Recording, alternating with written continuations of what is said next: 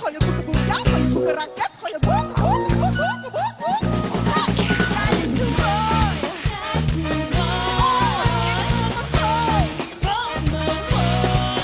It is quite safe to say that for the average Israeli, Europe must be a strange continent. I'm aware of the fact that many Israelis believe that the European far right is against their country, because this is what makes sense to them historically.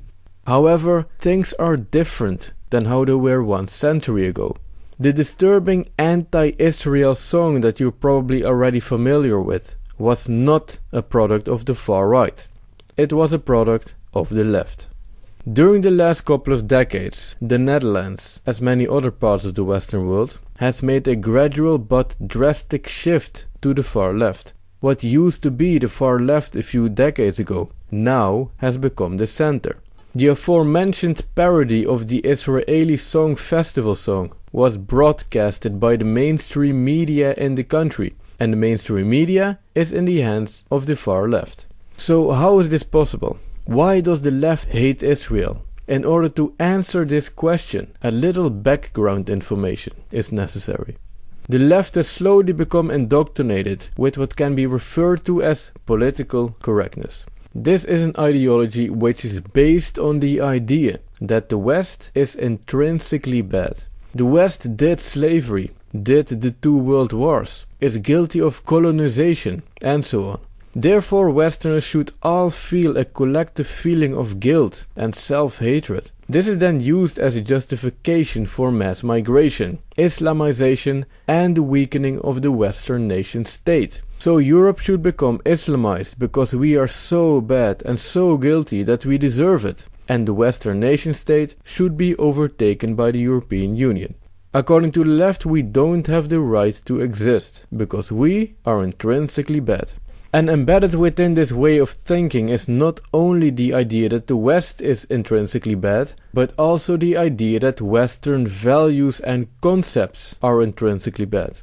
The freedom of expression is bad. The right to self-determination is bad. The nation state, which is connected to the right to self-determination, is bad. Borders are bad. The cultural identity of a Western people is bad. And so on. So in the Netherlands, democratic parties that stand up for all these things are called quote-unquote populist parties, which are then believed to be so intrinsically bad that they have to be excluded from ever participating in the coalition, no matter how many votes they get, even though this attitude in itself is very undemocratic. But that doesn't matter because democracy is intrinsically bad.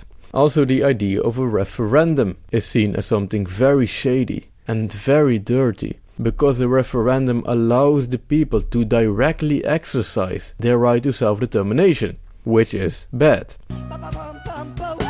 So the leftist establishment views the following concepts as intrinsically good: mass migration, the European Union, open borders, Islam, non-Western cultures and people, Barack Obama, the Iranian Islamist regime, and so on. And the opposite of these very virtuous and moral and good concepts are concepts such as the right to self-determination, bad, democracy, bad, borders, bad, the Western nation state, bad, the freedom of expression, bad, Donald Trump, bad, Viktor Orban, bad, referenda, bad, deporting illegal migrants, bad, standing up for the future of your own children, bad, and so on. So these are all things and concepts that you would think have little to do with one another. But it is important to know that in the experience of the left, all these things are somehow related to one another. And they are all immoral and unintelligent and bigoted and anti-intellectual and somehow related to fake news and simply intrinsically bad. Now, what does this have to do with Israel? Well, the thing is that another thing that also belongs to this list is Israel.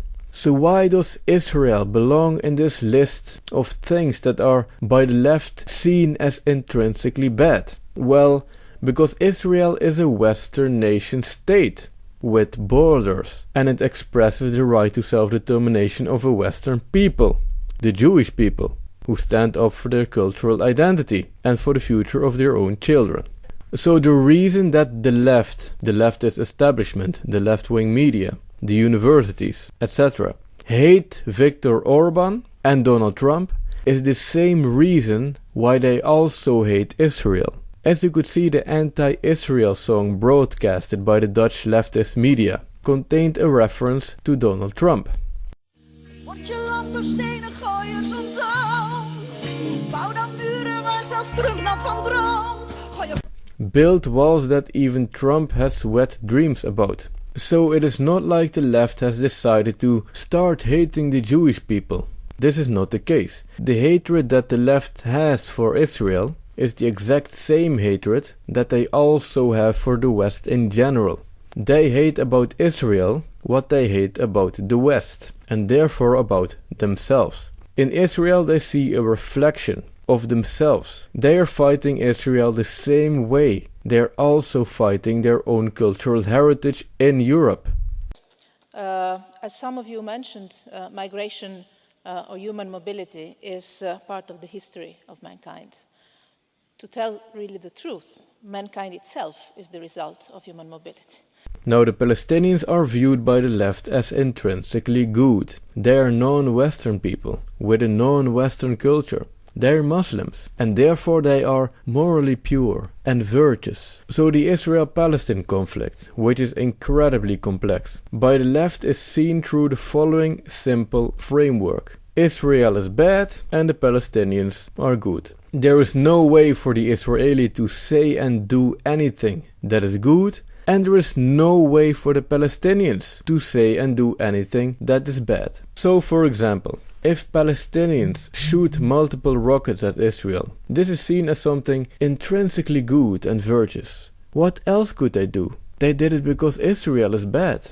If Palestinians use a kite to transport a bomb to a Jewish school, this is seen as something intrinsically good and virtuous. What else could they do? They did it because Israel is bad. If a Palestinian tries to get Israeli soldiers to shoot his own child in front of a camera, this is seen as something intrinsically good and virtuous. What else could they do? They did it because Israel is bad. And if Palestinians implement taqiyya by putting red paint and dust on their children and making it look as if they just got bombed by Israel, this is seen as something intrinsically good and virtuous. What else could they do? They do it because Israel is bad. It is also important to know that the facts don't matter. If it comes to Israel, they know nothing. They know nothing about the role of the Palestinian government. The Palestinian government and their dysfunctional policies are not even taken into consideration by the left. They know nothing about the role of Iran and Hezbollah.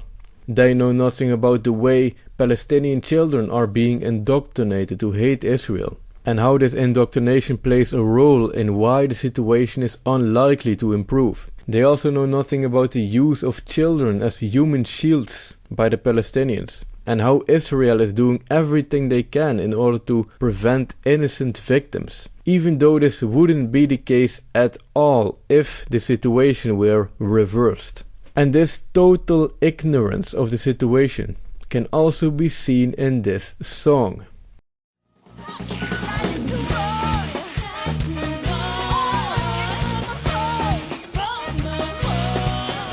Look at how beautifully I am throwing bombs. I mean, it's not like you can't criticize Israel or any other country for that matter. But the total lack of knowledge about the actual situation that is demonstrated by this parody is simply infantile.